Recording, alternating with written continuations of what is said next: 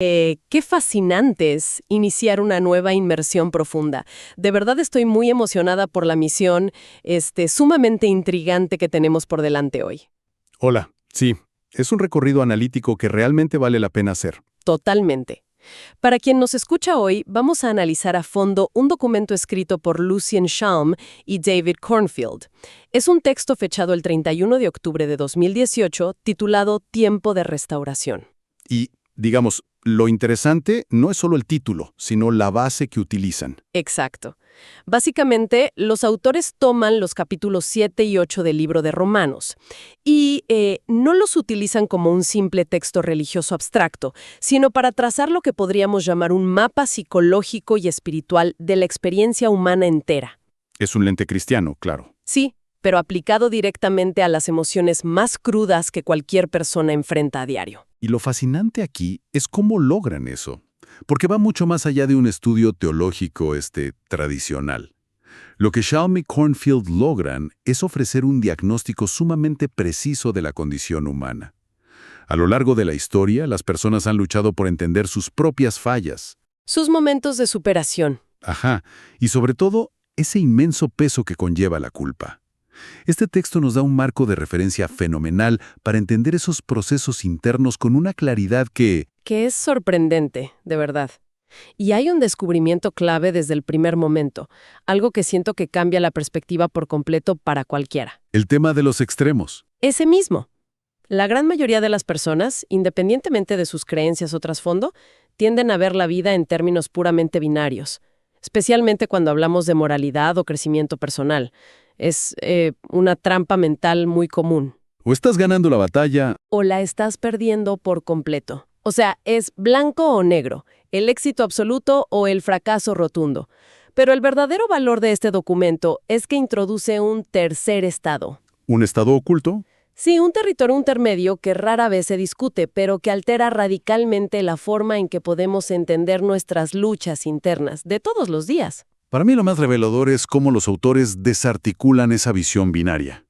Toman emociones increíblemente complejas. Hablamos de crisis de identidad, dolor profundo, la sensación de estar atrapado en un ciclo destructivo, Que es algo muy real. muy real, y logran sintetizarlas en 3 momentos distintos y claramente definidos. Al hacer esto, no solo están interpretando un texto antiguo, están proporcionando una herramienta de autodiagnóstico. Quienes nos escuchan pueden usarla para identificar exactamente en qué punto de su propio mapa vital se encuentran hoy. Para entender ese tercer estado, primero tenemos que mapear los dos extremos. Es fundamental. Comencemos con la primera parada de este recorrido, lo que el documento denomina el momento de la derrota. Basado en Romanos 7, versículos del 14 al 26. Exactamente. El texto describe esto como el momento donde la persona declara «soy carnal». Ahora, si aterrizamos eso a términos de psicología moderna, no estamos hablando básicamente de cuando una persona es completamente secuestrada por sus impulsos más básicos, Así es. cuando se pierde por completo el control racional. Es la pérdida total de la agencia personal. Las palabras que los autores extraen del texto original para describir esta fase son sumamente gráficas. Y pesadas. Hablan de estar vendido a la esclavitud y de ser un prisionero. ¡Wow! Prisionero. Sí, y desde una perspectiva analítica, el peso psicológico de esto es devastador. Una persona en este estado siente que no tiene ninguna capacidad de decisión sobre sus propios malos hábitos. Por el contrario, percibe que son esos hábitos, Esas adicciones, claro, o esos ciclos destructivos los que ejercen un control tiránico sobre su mente y su cuerpo. hay un detalle que subrayan los autores en esta parte que resulta hasta escalofriante por lo real que es. En este momento de derrota, la identidad de ser un pecador o una causa perdida se siente muchísimo más real, más poderosa que cualquier idea de redención o de ser considerado un santo, como dice el texto. La mente se convence de su propia ruina. Literalmente. El texto llega a usar la palabra miserable para describir a quien siente que no tiene ninguna esperanza de ser liberado. Y ese es verdaderamente el fondo del abismo. La miseria psicológica nace directamente de esa falta de esperanza. Si pensamos en el panorama general de la experiencia humana, cualquiera que haya intentado romper un ciclo destructivo fuertemente arraigado, Una dieta, un mal hábito, una relación tóxica, cualquier cosa, conoce de manera íntima esta sensación de derrota total. Es esa voz interna incesante que dice no puedo evitarlo. Esto es lo que soy, siempre voy a fallar. Es un peso brutal. Lo que hace este documento al catalogar este momento A es validar esa experiencia. Reconoce que sentirse un prisionero de las propias acciones es una fase real, abrumadora y profundamente dolorosa. Pero afortunadamente para todos, el mapa no se detiene en ese abismo. Bien, vamos a desempacar esto porque el documento nos lleva a una transición radical. Pasamos a lo que llaman el momento de la victoria. Que ahora se fundamenta en el capítulo 8 de Romanos. Y la regla principal, digamos, el gran titular de esta fase, es una frase categórica. Ahora ya no hay condenación. Sin embargo, aquí surge una duda lógica inmediata. Claro. Si no hay condenación y la persona pasa a la victoria, ¿significa eso que la lucha simplemente desaparece por arte de magia? ¿Que ya no hay problemas? Porque, siendo muy realistas, eso suena bastante utópico. Es una excelente observación. Y los autores son muy cuidadosos en no prometer una utopía irrealizable. La victoria, tal como la explica en Shalmy Cornfield, no significa la ausencia de conflicto. ¿Entonces qué es? Significa estar libre de la autocondenación. Libre del terror paralizante de ser juzgado constantemente. Es un cambio profundo de paradigma. Pasar de vivir bajo esa ley donde uno es un esclavo sin opciones, a vivir con la capacidad de hacer morir esas obras destructivas guiados por el espíritu. Es la guerra de un victorioso.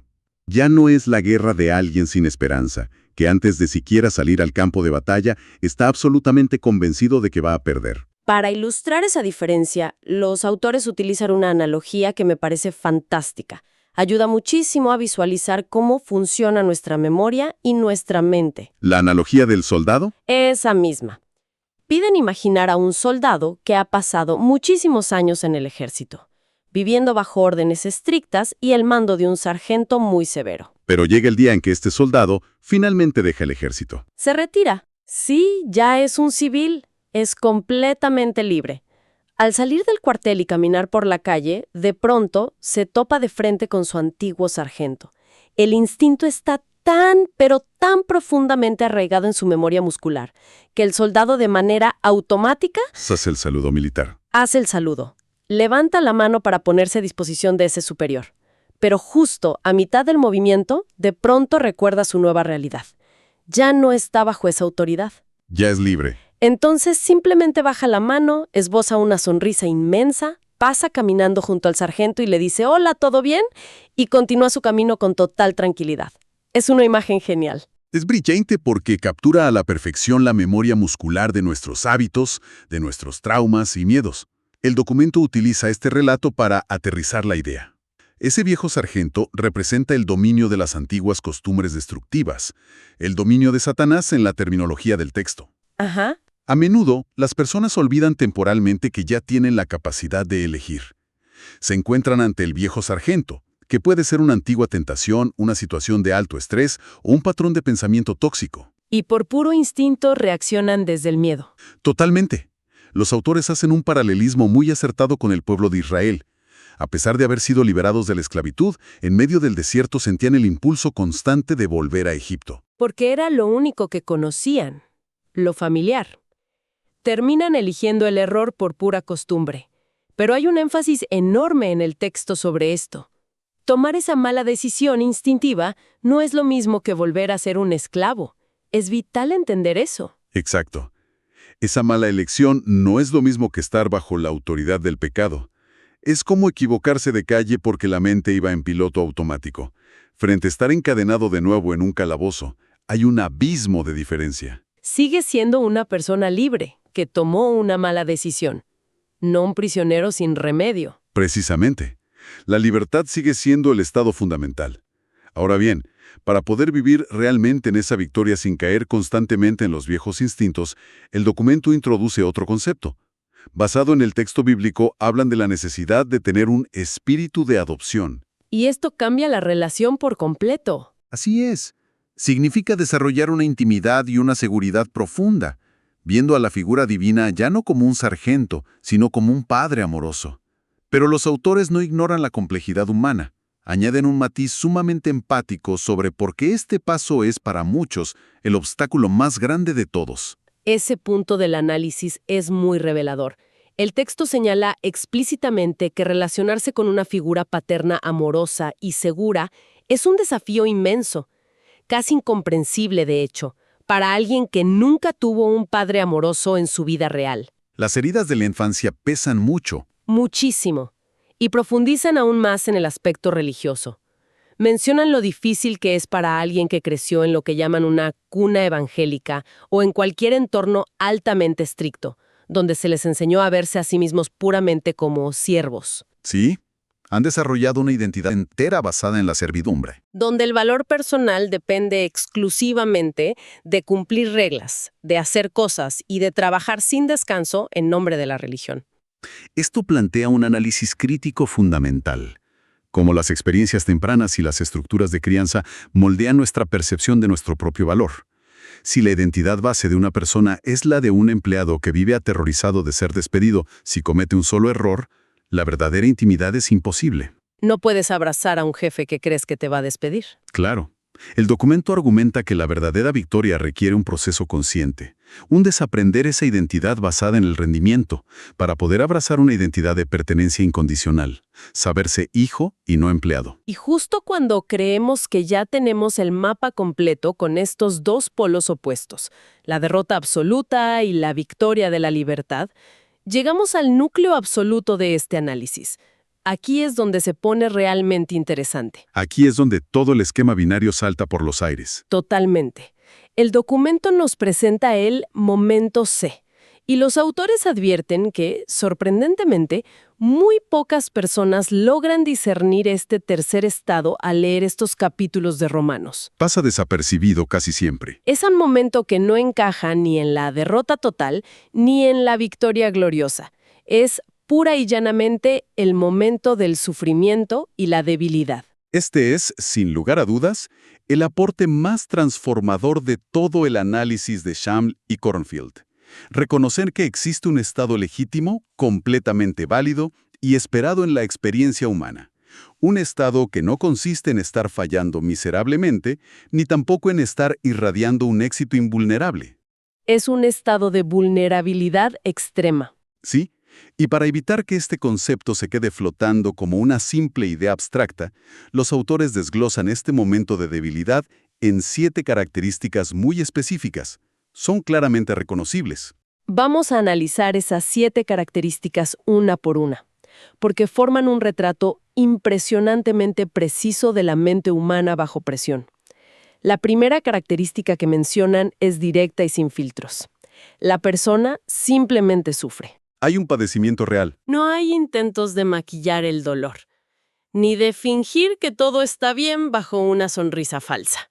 Se valida el sufrimiento como una realidad ineludible. Y la segunda característica coexiste en una tensión fascinante con ese dolor. La persona confía. A pesar del sufrimiento. Exacto. Basándose en Romanos 8, el texto indica que, a pesar de estar atravesando un sufrimiento agudo, hay una confianza subyacente. La persona confía en que la gloria será revelada, citando la esperanza de que la vida mejorará. No es un optimismo ingenuo, es una convicción profunda. Luego llegamos a la tercera característica, que describe una respuesta somática, algo muy visceral ante el estrés extremo. El documento dice que la persona gime. Y no se refieren solo a quejarse en voz alta. Para nada. Describen un dolor tan profundo, un agotamiento tan, pero tan severo, que produce un gemido interno, un nudo en la garganta constante y un deseo incontrolable de llorar. Si lo pensamos bien, es la definición técnica y emocional de lo que hoy llamamos burnout. El agotamiento emocional puro, ese cansancio del alma cuando todas las defensas psicológicas colapsan. Pero inmediatamente, la cuarta característica hace un contrapeso a ese agotamiento. La persona tiene esperanza. Es casi una paradoja. Lo es. El documento hace referencia a la certeza de lo que se espera. Frases como Cristo en nosotros o yo sé que mi Redentor vive. Es una paradoja emocional increíble. Por un lado, el cuerpo y la mente gimen de agotamiento, pero por otro, se sigue respirando esperanza en el interior. La quinta característica es, a mi parecer, la pieza central que hace que todo este mapa tenga sentido. La persona en el momento C siente debilidad Y aquí el texto hace una pausa sumamente deliberada. Sí, es monumental esta parte. Establecen una diferencia que genuinamente tiene el poder de liberar a alguien de una vida entera de culpa. Es el gran punto de inflexión del documento. Los autores declaran, de manera tajante, que la debilidad es fundamentalmente diferente al pecado. ¡Wow! Es que hay que repetirlo. La debilidad no es pecado. La distinción radica en el concepto de responsabilidad. Somos responsables por nuestras acciones, por nuestros fallos morales conscientes y debemos rendir cuentas por ello. Pero no somos responsables por nuestro dolor. No somos responsables por nuestra debilidad. Cambia todo el panorama. Experimentar dolor emocional, estar físicamente agotado o sentir el peso abrumador de la tristeza no es un fracaso moral. No es una falta que deba ser castigada ni por uno mismo ni por otros. Es simplemente una condición de la naturaleza humana operando en un mundo imperfecto. El impacto psicológico de aceptar esa idea es gigantesco. Pensar en la cantidad de personas que llevan años sintiéndose culpables, castigándose a sí mismas simplemente por estar deprimidas, por estar agotadas o heridas. Personas que sienten que están en el momento A, en la derrota, cuando en realidad están en el momento C. Exactamente. Saber que esa debilidad profunda no es una mancha en su historial, sino un estado completamente natural y válido. Y esto nos lleva directamente a la sexta característica. En este estado de fragilidad tan grande, la persona llega a un punto donde, según el texto, no sabe cómo orar. Pierde las palabras. Básicamente, está tan abrumada y los recursos cognitivos están tan agotados que ya no sabe cómo articular su propio sufrimiento. No sabe cómo pedir ayuda de forma estructurada, el silencio y la impotencia se apoderan de la situación. Lo cual sirve como el puente perfecto hacia la séptima y última característica de este tercer estado. Cuando la persona pierde las palabras y no sabe cómo pedir ayuda, el documento afirma que el espíritu intercede. La ayuda espiritual entra en escena. Pero lo brillante de Shalm y Cornfield es cómo aterrizan este concepto espiritual en una realidad muy tangible, muy humana. Explican que esta intercesión, este soporte vital, casi siempre se experimenta a través de la comunidad. A través de otros. ¿Sí? Llega a través de compañeros que se acercan con empatía, a menudo porque ellos mismos comparten debilidades similares. Es decir, el rescate frente a la debilidad extrema se materializa a través de la vulnerabilidad compartida. Es una red de contención maravillosa construida sobre la empatía mutua. Ahora, la gran pregunta es, ¿qué sucede si decidimos ignorar este mapa? ¿Qué pasa si alguien se aferra con uñas y dientes a esa mentalidad binaria de ganar o perder y se niega a reconocer este terreno de la debilidad? El documento no toma esto a la ligera. De hecho, concluyen con una advertencia bastante severa, citando la segunda carta de Pedro, capítulo 1. El riesgo de la ceguera. Tal cual. Argumentan que si estas cualidades, esta comprensión y empatía hacia la debilidad propia y ajena no están presentes, la persona desarrolla una miopía severa. Se vuelve alguien con la vista muy corta, alguien ciego que ha olvidado su propio proceso de purificación y sanidad. Se desconecta por completo de su realidad interior.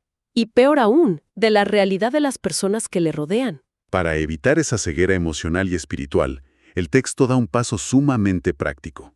Saber toda esta teoría analítica está muy bien, claro, pero los autores proponen pasar a la acción mediante una herramienta de autoevaluación. Una herramienta muy directa, además. Invitan al lector a hacer una pausa y calificar su propia vida en este preciso momento, utilizando una escala numérica del 0 al 10 en las 7 características del momento C que acabamos de desglosar. Y me encanta el guiño que hacen a la intensidad de la experiencia humana. Sugieren que si la presión es absolutamente desbordante, se puede usar un 11 o un 12. Salirse de la escala es válido. Es decir, nos pueden hacer un inventario crudo y 100% honesto. Evaluar del 0 al 10, por ejemplo, ¿cuánto está sufriendo uno realmente hoy? ¿Qué tanta confianza se logra mantener en medio de ese dolor? Medir ese nivel de agotamiento, ese deseo de gemir o llorar. Ponerle un número a la esperanza. También, ¿a qué tan profunda es la sensación de debilidad? A la incapacidad para encontrar palabras para articular lo que pasa. Y por último, ¿qué tanto se percibe el apoyo de ese círculo cercano? Es en esencia tomarse la presión arterial, pero del estado emocional. Es un termómetro interno extraordinariamente preciso, pero el valor de este ejercicio no termina con simplemente anotar un montón de números en una hoja de papel y esconderla en un cajón. Para nada. La instrucción final del documento es la que realmente cierra el círculo. Subraya el inmenso valor de la vulnerabilidad activa. Pide revisar esa lista de calificaciones y tomar las 2 notas más altas. Esas 2 áreas críticas que más preocupan. Esas áreas donde la fragilidad es mayor. Y la directriz es tomar la decisión consciente de no guardárselas, buscar a alguien de confianza y compartirlas, buscar apoyo mutuo o incluso acercarse a un equipo de restauración profesional si el peso es demasiado grande. El mensaje detrás de esta instrucción es innegable. La debilidad extrema nunca, jamás, fue diseñada para soportarse en el aislamiento total. Esa es la clave. Entonces, si damos un paso atrás y observamos todo lo que hemos analizado hoy de este fascinante documento de Lucien Chalm y David Cornfield, ¿con qué nos quedamos en realidad? Si conectamos esto con el panorama general, nos damos cuenta de que la experiencia humana es infinitamente más rica, más matizada y compleja de lo que a menudo queremos admitir. Tratar de embutir nuestra vida entera en las pequeñas cajas de ganar o perder es hacernos un daño inmenso. Existe este inmenso territorio intermedio de debilidad, de fragilidad y de sufrimiento que merece ser reconocido. Es un lugar válido. Un espacio donde el dolor más agudo y la esperanza más firme pueden coexistir en la misma persona, al mismo tiempo. En definitiva, el impacto de todo esto es profundamente liberador. Al separar categóricamente el concepto de debilidad humana del concepto de fracaso moral, nos quitamos de encima un peso aplastante. Dejamos de castigarnos por sentir dolor. Y paradójicamente, es solo a través de la aceptación de esa debilidad, sin la sombra tóxica de la culpa, que se abre el espacio necesario para que ocurra un crecimiento genuino y una restauración real. No podría estar más de acuerdo. Quita un peso inmenso de los hombros y cambia la óptica por completo. Es un cambio de vida. Y antes de cerrar esta inmersión profunda, nos gustaría dejar una idea sobre la mesa. Un pensamiento para seguir procesando mucho después de que termine esta conversación. Si realmente logramos internalizar esta brillante distinción que hace el documento, la idea de que no somos responsables de nuestra debilidad y nuestro dolor, sino solo de nuestras acciones voluntarias, Una gran pregunta. ¿cómo cambiaría drásticamente la forma en que juzgamos a las personas que nos rodean mañana por la mañana? Si empezáramos a ver muchos de los fallos, la irritabilidad o la distancia emocional de los demás, no como defectos de carácter malintencionados, sino como momentos de profunda debilidad en los que simplemente han perdido las palabras y no saben cómo pedir ayuda. ¿La empatía cambiaría por completo? ¿Cuánto más compasivos y empáticos podríamos llegar a ser como sociedad? Ha sido un recorrido verdaderamente revelador a través de estas ideas. Agradecemos enormemente a quienes nos han prestado su atención y nos han acompañado en este proceso de desgranar conocimiento. Ha sido un gran análisis. La invitación sigue siendo la misma de siempre. Mantener la curiosidad despierta, seguir cuestionando las perspectivas binarias y no dejarse arrastrar por el exceso de información superficial. Buscar siempre la profundidad y la empatía detrás de lo que aprendemos. Hasta la próxima inmersión profunda.